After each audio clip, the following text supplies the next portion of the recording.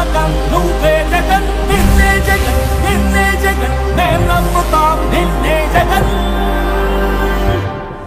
మా నమ్మకం నువ్వే జగన్ మేం నమ్ముతాం నిన్నే జగన్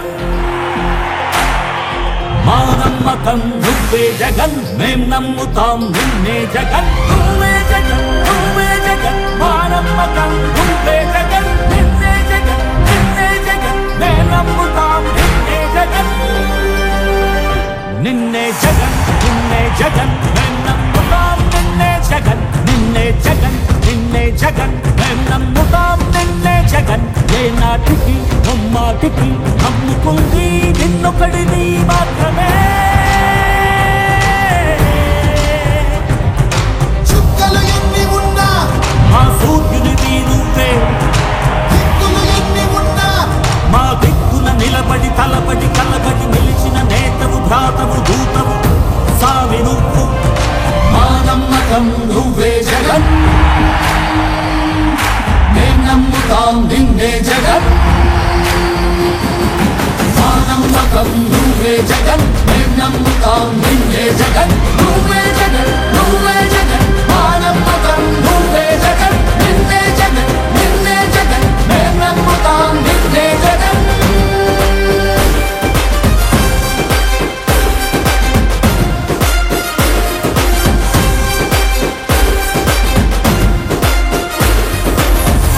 ఆంధ్ర రాష్ట్రం అంతా కూడా కోటి సంతకాల ప్రజా ఉద్యమం అన్నది ప్రతి పేదవాడికి కూడా చేరింది. ఈరోజు ప్రతి ఒక్కరు కూడా స్వచ్ఛందంగా వచ్చి ఈ కోటి సంతకాల ఉద్యమంలో పాల్గొంటూ ఉన్నారు.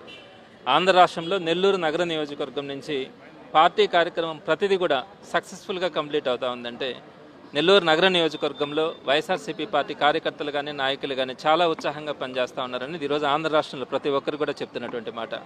ఇందులో భాగంగా ఈ కోటి సంతకాల ఉద్యమానికి సంబంధించి ఇది కేవలం ఒక ప్రభుత్వ మెడికల్ కాలేజీలను ప్రైవేటు పరం చేస్తున్నటువంటి చంద్రబాబు నాయుడుకి వ్యతిరేకంగా చేస్తున్నటువంటి ఒక కార్యక్రమమే కాదు.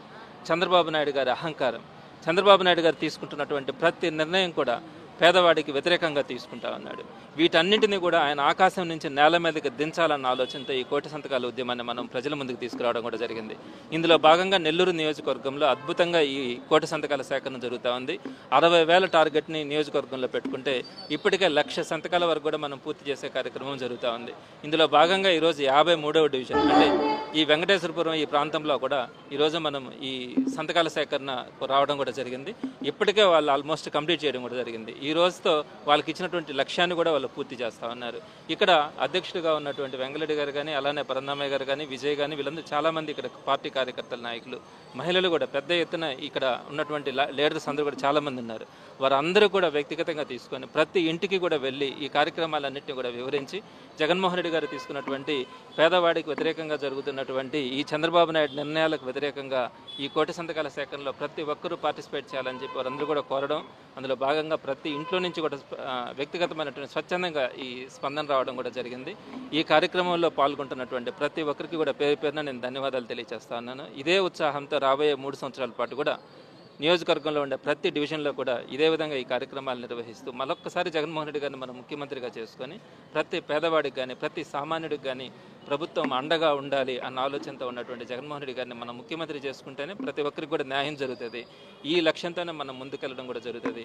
నేను ఈ సందర్భంగా ఇక్కడ ఉన్నటువంటి ప్రతి పార్టీ కార్యకర్త నాయకులు కూడా ఒకటే చెప్తా ఉన్నాను.